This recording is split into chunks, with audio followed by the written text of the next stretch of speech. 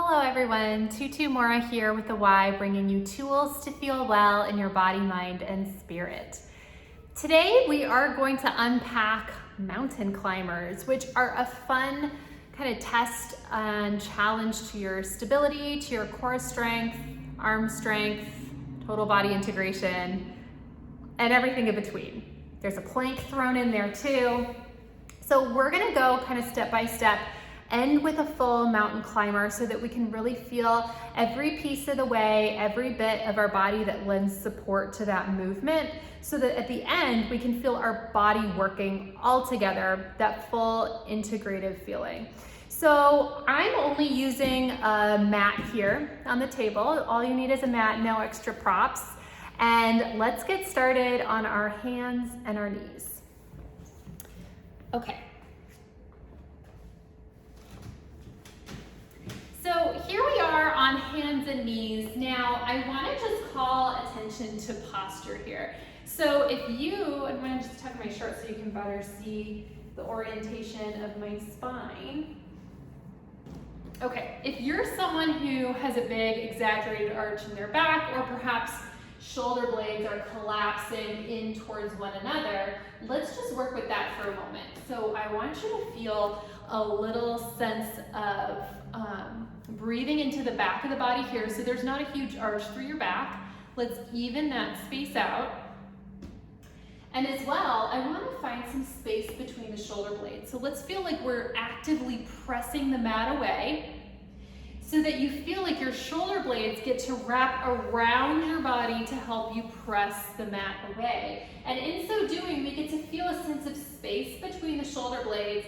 And let's take a deep breath out through the back of the body. So think breathing out through the back of the heart, out through the low back, almost like you are breathing your body up towards the ceiling above you. Now, as you breathe, let's notice where your head is. Is it hanging down towards the mat? Is it looking up and out? I want you to feel like you're looking down at the mat and that your head just gets to be an extension of your spine. So if your spine travels all the way up, back of the neck, base of the skull, let it all just be one long line. And just hold here and breathe for a moment. If this is not a posture you're used to, I want you to find a space that feels comfortable. It doesn't have to be exactly this. Maybe it's halfway between where you normally have your body and some of these adjustments. But let's find a space that just offers a little bit more stability and alignment so that we don't tax the neck, the shoulders, and the back. And just breathe. Now let's challenge this stability. So we're holding this posture together. And to start, we're just gonna send one arm up and out, and then bring it back down to hover over the mat 2 more times. Now, as we move our arm here, the rest of our body doesn't move. So when we're sending our arm out, if you notice that your pelvis shifts to one side, or you're really leaning on this one arm, kind of take a step back. And you can start with finding that alignment and posture, and maybe practice with just lifting a hand and lowering it back down to start. So gradually just building up that strength that you need through your center to hold yourself steady as you move your limbs.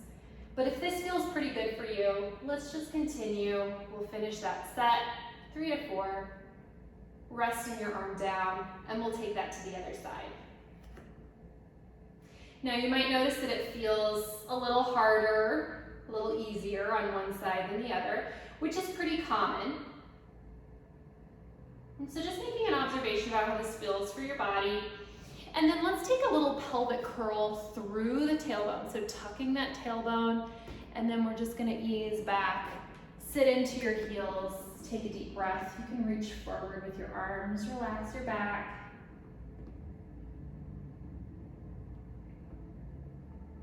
And then let's return to all fours. So we're finding that alignment and that sense of stability through the arms and the shoulder. So we're finding that feeling of actively pressing the mat away. And now let's challenge that again. We're gonna curl our toes under. We're gonna lift the knees just to hover and breathe. hold your stability and your alignment, pressing the mat away and breathing. Dropping those knees. If you'd like, you can let your feet relax and just sitting back into that child's pose again, relaxing your back, relaxing your body, maybe just gently kind of swaying from side to side. We're going to take that 2 more times. Let's find our connection points. We have our nice neutral spine. We're not kind of collapsed. The shoulder blades are arching through the back. Find those adjustments. Curl the toes under. We're lifting the knees to hover, actively pressing the mat away, mindful of where your head is in space, and breathe.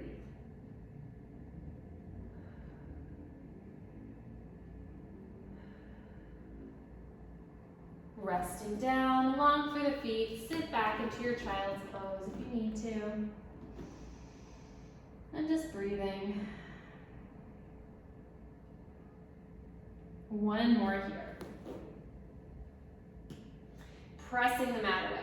Curl the toes under. We're lifting the knees just to hover and breathing.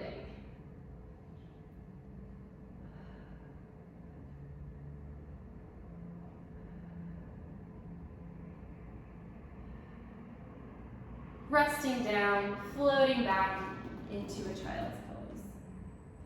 So we have worked with the scapular stability. Let's turn our attention down to the lower body, because when we're doing our mountain climbers, we're extending the legs back behind us. And it can be really easy as we extend one leg back to almost shift your whole body to accommodate that, to just shift back and forth. But notice how my pelvis is shifting when I do that. We want to avoid that. We want to keep that area steady so that both of your hip bones get to look down at the mat beneath you as you send your legs back and forth. So let's find our connection points. We're actively pressing the mat away. We're breathing into the back body. And our head is in line with the spine. We're looking down at the mat below. Holding all of that steady, let's keep one knee on the mat to start. We're just going to extend one leg back. Notice what might have changed in your body as you extend that leg. Go ahead and bring it back in. Same thing to the other side, extending back, just noticing how that feels. What gets impacted as you extend that leg back? Bring it back in. Let's continue.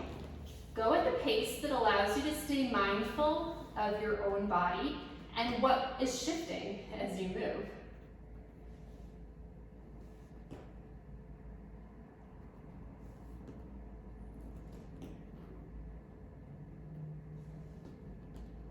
Sometimes it can be helpful to find a sense of lift or hug in through your center, like you're just holding yourself close as you move. Let's take one more time to each side.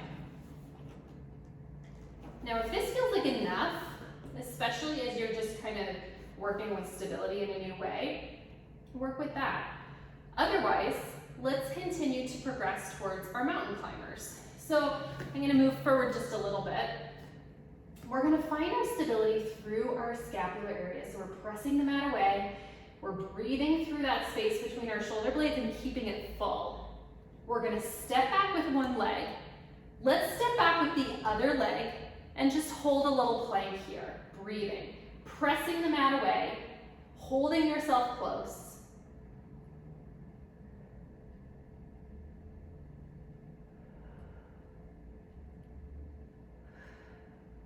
And then go ahead and drop your knees, sit back into a child's pose, and just relax your back, relax your body.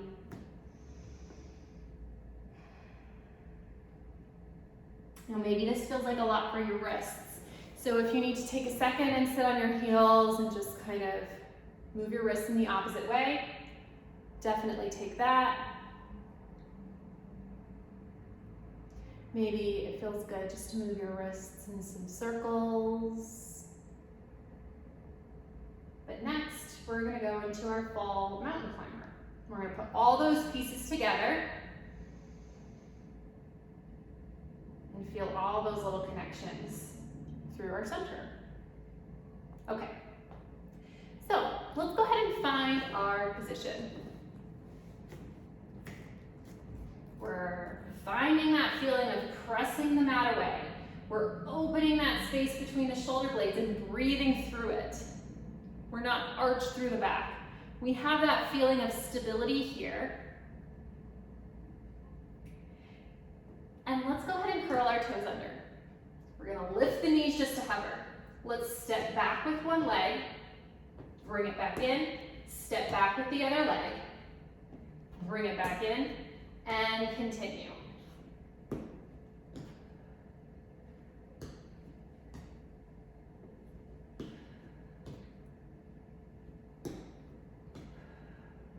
Let's adjust. Step out, step out, step in, step in. Holding that trunk as steady as you can.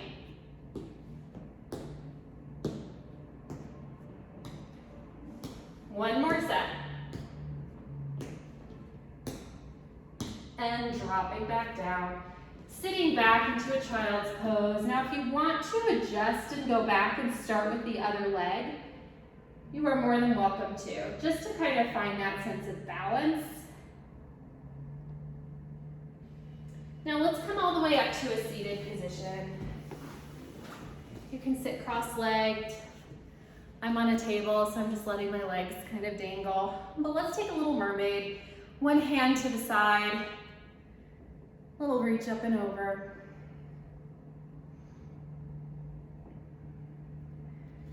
And to the other side. One more time to each side. We're gonna add in a little twist. Taking that up and over. Let's spiral down and spiral up and out. Spiral down and spiral up and out. Back to center. We'll take that to the other side. And spiraling down and up and out. And down.